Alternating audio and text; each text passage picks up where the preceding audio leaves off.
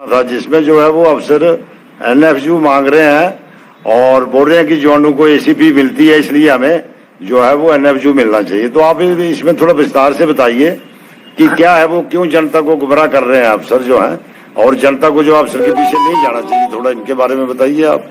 राम राम सैनिक भाइयों, आज आपने बहुत अच्छा प्रश्न किया। ये जो अफसरों का अफसर बोल रहे हैं जवानों को ये हो गया वो हो गया, MASP उनको मिल चुका है और हमारा NFU नहीं मिला है।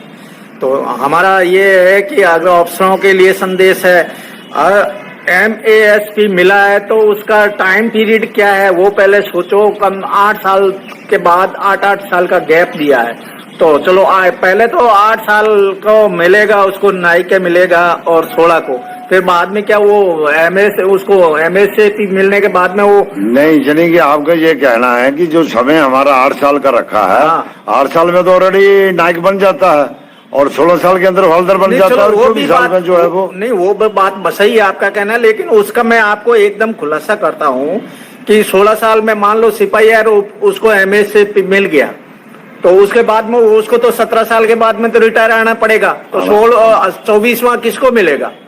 24 तक तो वो जा ही नहीं पाएगा भाई। हमारा कहने का मतलब ये है। तो ऑफिसर क्या है, ये इनका NFU, ये तो अगर उसके बैच वाला 2 साल में मेजर बन गया तो वो मेजर का पेमेंट मिलेगा, और अगर 5 साल में वो कर्नल बन गया, लेफ्टिनेंट कर्नल बन गया तो उसको लेफ्टिनेंट कर्नल का मिलेगा। उनका जब भी अगला बैच का प्रमोशन का कोई भी कैंडिडेट प्रमोशन में पहुंच जाता है तो उनका कहने का मतलब वो पूरे बैच को वो मिले। तो ये इसको देखो ना, उसका टाइम फिक्स करो, या तो टाइम फिक्स करो 8 साल का, फिर तो हम मानते हैं कि हाँ हमारा उनका मतलब आपस में भेदभाव नहीं है। तो उन्होंने पूरा खुल्लम खुल्ला ये भेदभाव का तो एकदम क्लियर है। नहीं, एक बात और है ना, अफसर ने अपने लिए 4 साल का रखा है, उनको 4 साल का प्रमोशन का पीरियड है, और हमारा उन्होंने 8 साल का रख दिया। वही तो बोल रहा हूँ ना मैं, भेदभाव हुआ है कि नहीं हुआ? भेदभाव ज्यादा है इसमें, ज्यादा हो रहा है, यही हमारा कहना है। भेदभाव क्यों है? हम यही चाहते हैं कि हमारे को भी समान हक मिले, समानता मिले।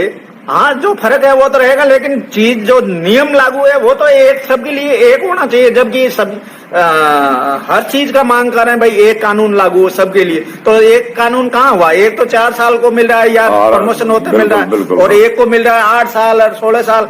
ये कौन सा एक समानता का भाव हुआ? हम तो इसको नहीं समझते। यानी कि अफसर जो है वो गवर्नमेंट को गलत गुमराह कर रहे हैं, गुमराह कर रही है। ये जवानों को जो MASP मिल रही है और हमें जो है वो NFU मिलना चाहिए। हाँ, ये जो तो ये जवानों को समझने की, हमारे जवान जैसे को समझने की जरूरत है बहुत, कि हमें कहाँ वो गुमराह कर रहे हैं, किस चक्कर में हमको तो कर रहे हैं, लेकिन गवर्नमेंट को कर रहे हैं ना। ऐसे ही इन्होंने OROP में सारा गुमराह करके अपना पूरा बेनिफिट ले गए और जवान जैसे हो रह गए ऐसे ही।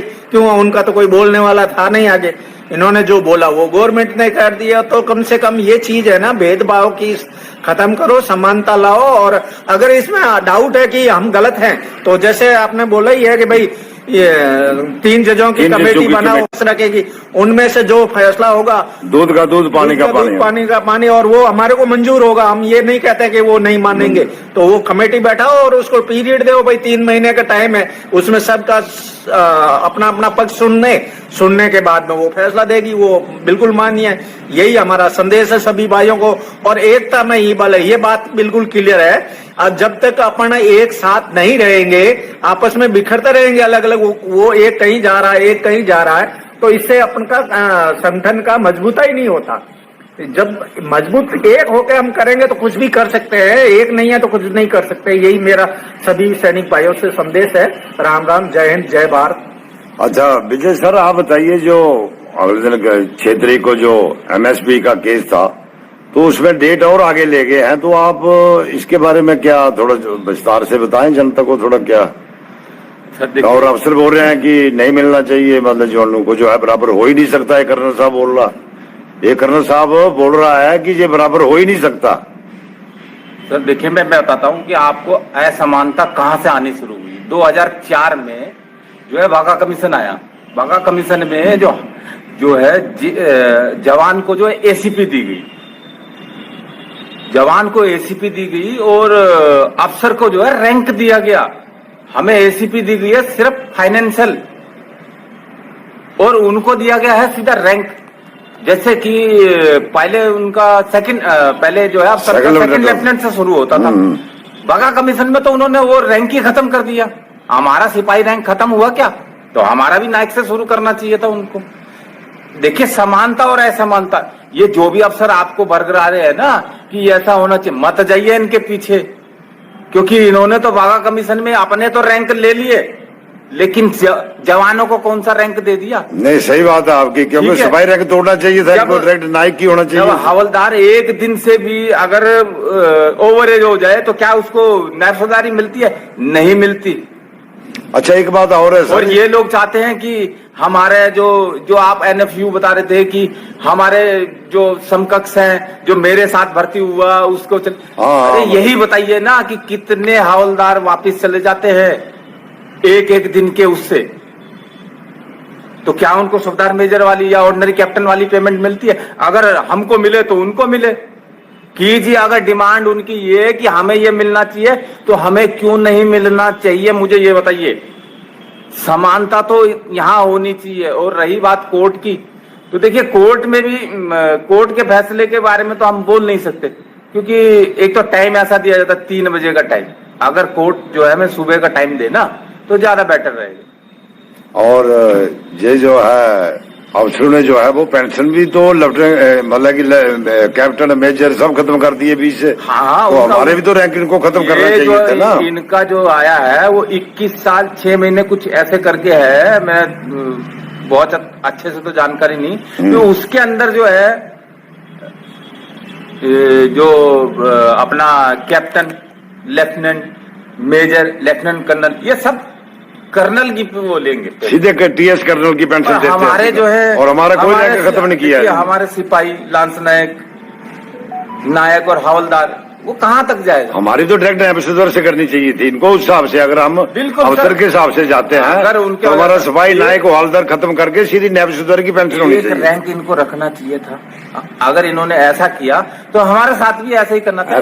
एक रैंक रखना चाहिए था ऐसा, इक्वल रैंक, या तो वो नायब सूबेदार हो या वो सूबेदार हो। देखिए जैसे उन्होंने अपना लेफ्टिनेंट, कैप्टन और मेजर, हमारे भी 3 रैंक छोड़ के 4था रैंक रखना चाहिए था। नायब सूबेदार से शुरू करनी चाहिए थी सबकी कि भाई इक्विवेलेंट आप जाएंगे कहां तक? नायब सूबेदार तक जा सकते। 4 रैंक छोड़ दिए उन्होंने, यानी कि भेदभाव सारे उन्होंने अपने 4 छोड़े और हमारा वहीं सिपाही से शुरू हो रहा है। यानी तो सर भेदभाव तो पूरे का पूरा भेदभाव हो रहा है। आप देखिए लोग बोलते हैं तब से, तो मैं ये बता रहा हूँ कि 2004 से भी इन्होंने ऐसा कर दिया। आपने तो क्या 18 साल में कभी देखा आपने कि कर्नल बनते हो? लेकिन आज एक सिपाही तो 17 साल में घर चले जाता है सिपाही में, और यहाँ देखिए वो 18 साल में कर्नल बन जाते हैं। सरकार को दिखता नहीं है क्या? और हमारे फिर भी जो है वो और रैंक की आंखें नहीं खुल रही हैं। इनको देखिए सर, इनको सब चाहिए यंग, और हम यंग नहीं चाहिए। इनको अफसर तो यंग चाहिए, लेकिन जवान तो मतलब थोड़ा सा उम्र होगी चलेगा। अरे जवान को भी जल्दी प्रमोशन दे दो। यानी कि जवान यंग चाहिए, अफसर बूढ़े चाहिए। ये बोलते हैं ना कि हमारे यहाँ नहीं है, हमें तो अफसर यंग चाहिए, कर्नल, हमें यंग कर्नल चाहिए। इन्होंने देखो अपना उधर से कर लिया कि हमें यंग चाहिए। नहीं, जंग कहाँ से रहा? जब वो 55-57 में रिटायर हो रहा है तो वो जंग कहाँ से रहा? सर देखिए, अब मैं ये बोलना चाहता हूँ आपको, पहले जो है कर्नल बनने में बहुत टाइम लगता था। अच्छा, मतलब आप प्रमोशन इनकी बात कर रहे थे? प्रमोशन की जब बागा कमीशन आया, जब बागा कमीशन आया तो बागा कमीशन में इन्होंने यही बोला कि हमें यंग अफसर चाहिए। कंपैरिजन दूसरों से कर रहे हैं, लेकिन हम कहाँ जाएंगे? नहीं, उसी तरह हम भी तो इनके ही भाई थे। उसी तरह इन्होंने अभी अग्निवीर किया है ना। अग्निवीर किया कि जवान हमें जंग चाहिए, लेकिन अफसर हमें बूढ़ा चाहिए। हाँ, यहाँ पे फौज में अफसर जवान जो है बूढ़ा चाहिए, और जवान जो वो जंग चाहिए। बिल्कुल। यानी अपने लिए ये कहीं भी फैसिलिटी में कसर नहीं छोड़ते हैं। जो ये कहना चाहते हैं ना कि अफसर होना चाहिए, तो देख लो इन अफसरों को। अगर ये तुम्हारे लिए कर देते तो हमें बैठने की नौबत नहीं आती। हम इन्हें बड़ा भाई मान के चलते हैं, तो अगर ये बड़े भाई होते तो छोटे का ख्याल रखते। बड़े भाई वाला काम नहीं किया इन्होंने बड़े भाई वाला तो काम ही नहीं किया। मलाई खा के चले गए और थाली हमारे लिए फेंक दी कि लो भाई। साफ कर लो तुम अब, ऐसे नहीं चलेगा बिल्कुल। ठीक है सर। सैनिक भाइयों, जो ऑफिसर्स ने जो अपना संख्या बल दिखाकर उनका मांगे पूरा क्लियर कर रहा था, इतना दिन से यही चलता आया हुआ है। अभी क्या हो गया, अपना अलग संगठन बन गया, हम लोग अलग हो गया, उसी का वजह से उनको क्या हो रहा है, अभी प्रॉब्लम पूरा अभी दिखाई दे रहा है। वो हमारा प्रॉब्लम भी क्लियर करना है बोलकर वो आ गए। इसी तरह जो ऑफिसर्स पूरा अभी क्या कर रहे हैं, उनके लिए हमारे लिए भी कुछ कमियां हैं, उसको भी क्लियर करना चाहिए सरकार बोलकर वो बैठा हुआ है। अभी उन लोग भी क्या है, जो इसमें जो कर्नल साहब है वो बस ट्विटर में रखते रहेगा, मैसेज रखते रहेगा, वही कर रहे हो, उसका कोई काम नहीं है। उसी की वजह से उनका पेंशन ही लाखों में आता है, उसको तो कोई काम नहीं रहेगा। जवानों के लिए तो जो दूसरा नौकरी भी करना पड़ेगा, वो जीने के लिए तो उसको चाहिए। जैसी उस जवान तो जो बच्चों के लिए उनको पढ़ाई के लिए तो पैसा चाहिए। जो ऑफिसर्स को तो जो रिटायर्ड होने आने तक तो 2 लाख 3 लाख उनको पेंशन आ जाता है, उसको कोई प्रॉब्लम ही नहीं है, घर बैठे ही वो पैसे ले रहता है। जो नेक्स्ट रिटायर्ड होकर आने के बाद तो हम लोग नौकरी करना ही है कोई प्राइवेट में, नहीं होने से अपना पेंशन से हम बीवी बच्चा कहाँ पाल सकता है। यही है ऑफिसर्स को इतना प्रॉब्लम हो रहा है हमारा वजह से। ओके फ्रेंड्स, नेक्स्ट वीडियो मिलेंगे। जय हिंद, जय भारत।